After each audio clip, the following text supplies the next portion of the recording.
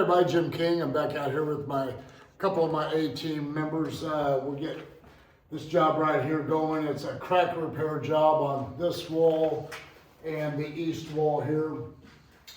What's happened here is when they poured the foundation wall and they had the forms up, this crack you see horizontal here is what you call a cold joint.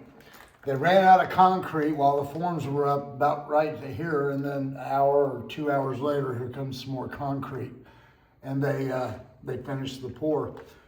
What happens is you get a horizontal crack here, and in the process of pouring the concrete, this rebar is supposed to be right in the middle of the wall, which is 8 inches thick, and as you can see, it's only a couple inches from the interior surface. So what's happened is you got a cold pour. The rebar got pushed too far to the surface, creates a crack. That's what we're going to do. We're going to repair the crack. We're going to use hydraulic cement, polyurethane after that, and then we're going to come back and coat these walls with bare waterproofing paint. And they should be bright and white.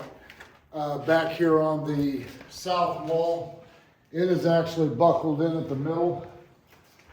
And I'm going to bring our A-team, Jaimison, and the boys over here, and we're going to straighten this wall back to vertical. Stay tuned as we progress out here. King Piers, for all your foundation repair needs, call me. 816-521-8915, or you can always go to my website, kingpiers.com. Thank you.